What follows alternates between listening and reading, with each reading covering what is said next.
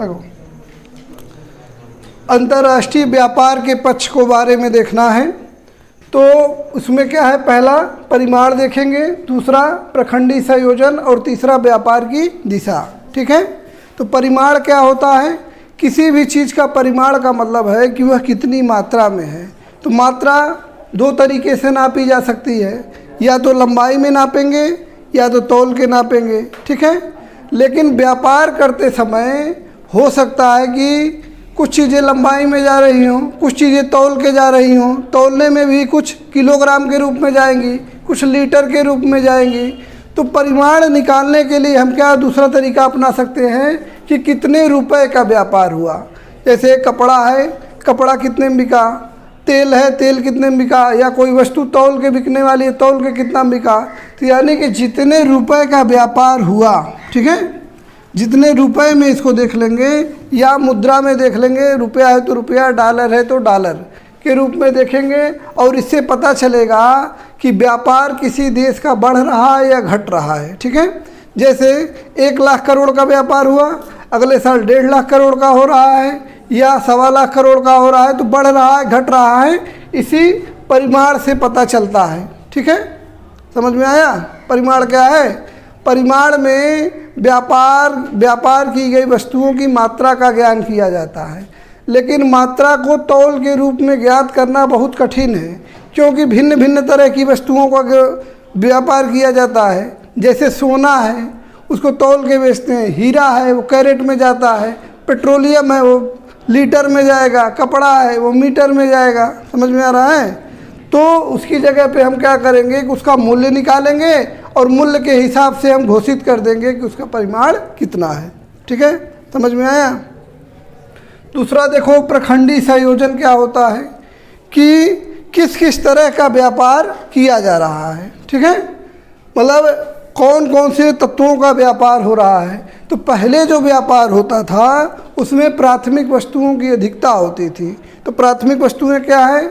ऐसी वस्तुएं जो कृषि से प्राप्त होती हैं। ठीक है, जैसे कपड़ा जो बना रहे हैं वो तो विनिर्माण में आ जाएगा। उसके पहले गेहूं है, धान है, मतलब चावल है, मीट है, अंडा है, दूध है, सब क्या प्राथमिक वस्तुएं हैं। तो जब पहले व्यापार होता था, मतलब 18वीं सदी में 19वीं सदी में अंतर्राष्ट्रीय व्यापार होता था, उसमें प्राथमिक वस्तुओं की अधिकता होती थी। ठीक है, औद्योगिक क्रांति के बाद इसकी मात्रा बढ़ी, तो प्राथमिक वस्तुओं से यह शिफ्ट होके द्वितीयक वस्तुओं पर आ गया। ठीक है, ऐसा क्यों हुआ? देखो, द्वितीयक वस्तुओं का एक तो मूल्य बढ़ गया। जैसे पहले जो है, जैसे अंग्रेज़ों के समय में तुमको मालूम है कि लगान लिया जाता था अनाज के रूप में। इतिहास पढ़े हो ना? इतिहास में लगान जो लिया जाता था तो अनाज के रूप में लिया जाता था। अब जब अनाज ज़्यादा हो गया तो अनाज को कहीं बेचेंगे तभी ना मुद्रा प्राप्त होगी, या अनाज को वह ब्रिटेन भेजेंगे। तो भारत का ब्रिटेन के साथ व्यापार क्या है? ज़्यादातर अनाज कच्चा माल जा रहा है। ठीक है, औद्योगिक क्रांति के बाद क्या हुआ? उधर से विनिर्मित वस्तुएं आने लगी। दूसरी बात देखो, इसकी वजह से व्यापार कम हो गया प्राथमिक वस्तुओं का, कि हर जगह पे लगभग प्राथमिक वस्तुओं का कुछ कुछ उत्पादन होने लगा। दूसरा, विनिर्मित वस्तुओं का मूल्य ज़्यादा होता है और प्राथमिक वस्तुओं का मूल्य कम होता है। जैसे 100 ग्राम आटा है, उसका मैगी बना दो, तो मैगी जो है 100 ग्राम कितने की बिकता है? 100 ग्राम या 50 ग्राम की मैगी आएगी तो 15 रुपया 20 रुपये में बिक जाएगा कि नहीं? लेकिन 100 ग्राम आटा बेचेंगे तो 2-3 रुपये मिलेगा। समझ में आ रहा है कि जो वस्तुओं को विनिर्मित कर देंगे, उसका प्रोसेसिंग करके दूसरी वस्तु बना देंगे तो उसका मूल्य अधिक हो जाएगा। अब देखो, गेहूँ जो था वो प्राथमिक वस्तु है और मैगी क्या हो जाएगी? द्वितीयक वस्तु हो जाएगी कि नहीं? इसलिए द्वितीयक वस्तुओं का मूल्य अधिक होता है, और जब हम इसका मूल्य में परिमाण निकालेंगे तो द्वितीयक वस्तुओं का मूल्य तो अधिक आएगा। समझ में आया? प्राथमिक वस्तुएं सस्ती हैं, हो सकता है कि 1000 टन गेहूँ बिक जाए और 1000 टन मैगी बिक जाए, तो इसका दाम लगभग 10 गुना अधिक होगा। ठीक है, इसी तरह मान लो लौह अयस्क है, खनन प्राथमिक क्रियाकलाप है कि नहीं?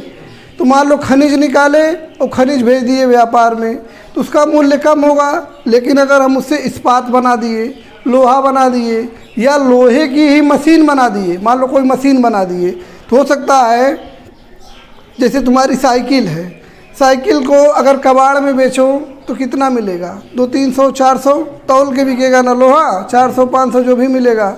लेकिन अगर साइकिल को मशीन की तरह एकदम नया करके बेचेंगे, नया बना के बेचेंगे तो 3000 मिलेगा कि नहीं, 10 गुना मूल्य हो गया लोहे का। क्यों? क्योंकि उसको एक मशीन बना दिया गया। ठीक, समझ में आ रहा है?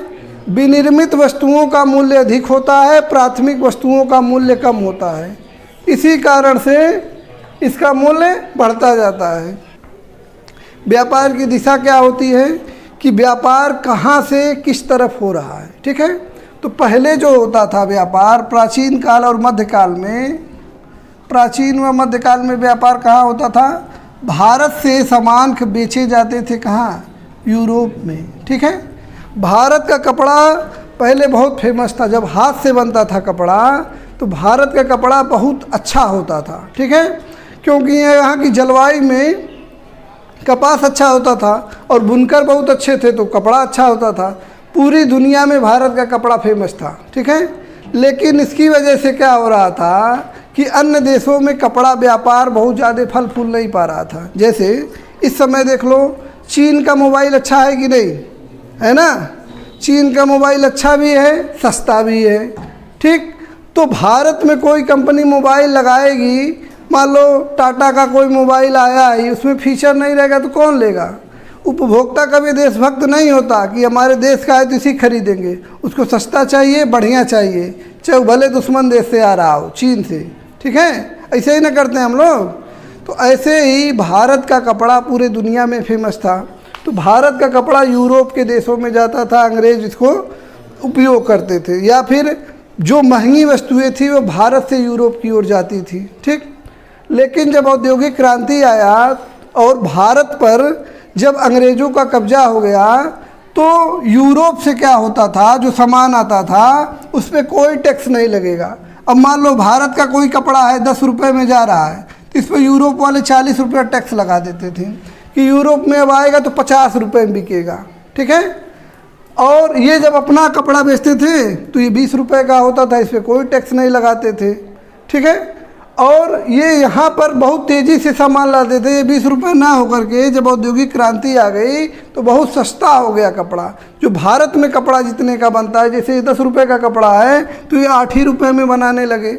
ठीक है, तो भारत के लोग ये सस्ता कपड़ा पहनने लगे। जैसे हम लोग कॉटन का कपड़ा कम पहनते हैं, कुछ ऐसा कपड़ा पहनते हैं सिंथेटिक रेयान का जो प्रेस करने की ज़्यादा ज़रूरत ना पड़े। जो शुद्ध कॉटन होता है उसको जय बार पहनोगे उतनी बार प्रेस करना पड़ेगा और हाथ मुड़ेगा तभी वो सिकुड़ जाएगा। ठीक है, तो इनके पास कई सारे जो है रिसर्च हुए या जो भी कहिए विकास की अवस्था में कई सारे तरह तरह के कपड़े हैं जो भारत के लिए अच्छा था, तो इससे भारतीय व्यापार टूट गया। इसी तरह यूरोपीय देशों के द्वारा विश्व के अन्य विकासशील देशों में अपना सामान भेजा जाने लगा क्योंकि औद्योगिक क्रांति यूरोप में आई थी। ठीक है, अच्छा बताओ औद्योगिक क्रांति क्या है, ये प्रश्न था एक दिन, उसको भी बता देते हैं। औद्योगिक क्रांति में क्या हुआ कि उत्पादन को मशीनों के द्वारा, कोई भी उत्पादन मशीनों के द्वारा होने लगा। पहले देखो जैसे चीनी बनाते थे तो कोल्हू चलाते थे, कोल्हू चलाने के लिए बैल लगाए हैं कि नहीं।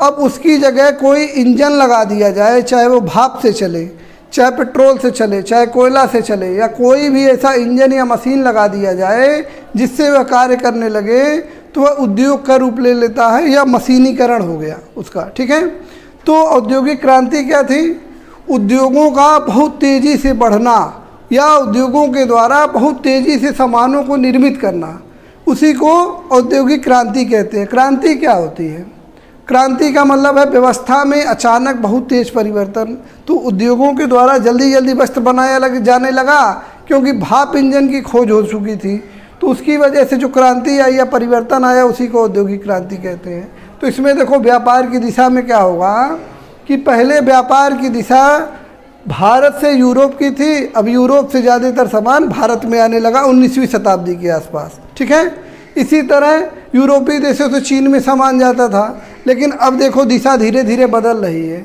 चीन का सामान अब पूरे दुनिया में जा रहा है। ठीक है, पहले चीन ज़्यादा आयात करता था लेकिन इस समय चीन ज़्यादा निर्यात करता है। ठीक है, 3 चीज़ें बताएं, देखो क्या क्या है व्यापार। अब देखो इसको लिखेंगे कैसे, प्रश्न भी जाते समय बोल दे रहे हैं, इसको समझा दे रहे हैं। देखो प्रश्न क्या होगा, लिखना मत अभी, पहले समझ। अंतर्राष्ट्रीय व्यापार के पक्ष के विषय में वर्णन कीजिए, या अंतर्राष्ट्रीय व्यापार का पक्ष क्या होता है।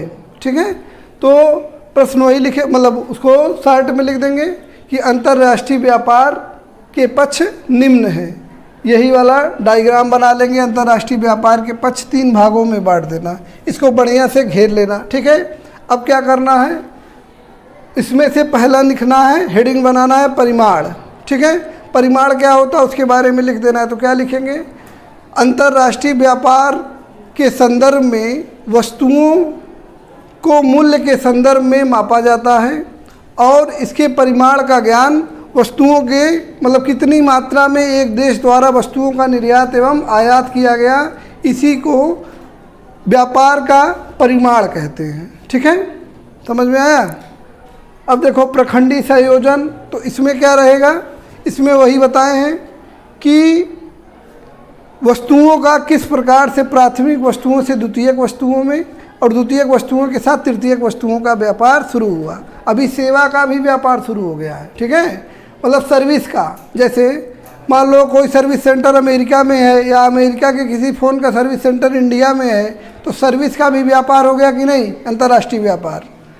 तो उसमें वही लिखेंगे कि प्राचीन काल व मध्यकाल में मुख्य रूप से अंतर्राष्ट्रीय व्यापार प्राथमिक वस्तुओं का होता था, जबकि औद्योगिक क्रांति के बाद द्वितीयक वस्तुओं का व्यापार अधिक होने लगा, और वर्तमान में द्वितीयक एवं तृतीयक वस्तुओं का व्यापार प्राथमिक वस्तुओं की तुलना में बहुत अधिक होता है। ठीक है, हो गया। अब व्यापार की दिशा, तो व्यापार की दिशा में क्या होगा, प्राचीन व मध्यकाल में व्यापार भारत व चीन जैसे देशों से निर्यात के, देखो प्राचीन व मध्यकाल में भारत व चीन जैसे देशों के द्वारा वस्तुओं का निर्यात यूरोपीय देशों को किया जाता था, लेकिन औद्योगिक क्रांति के बाद परिस्थितियां विपरीत हो गई और यूरोप के द्वारा भारत चीन जैसे विकासशील देशों को तेज़ी से अपने सामानों का निर्यात किया जाने लगा। ठीक है, इसके साथ ही वर्तमान में विकासशील देशों के द्वारा पुनः वह स्थिति प्राप्त की जा रही है जिससे उनका निर्यात दुनिया के सभी देशों में हो रहा है। ठीक है, जैसे चीन। हो जाएगा, यही तुम्हारा प्रश्न का उत्तर होगा। लिख लो प्रश्न। अंतर्राष्ट्रीय व्यापार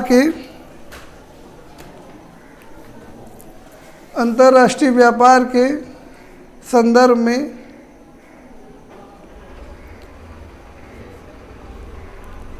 अंतर्राष्ट्रीय व्यापार के पक्ष के संदर्भ में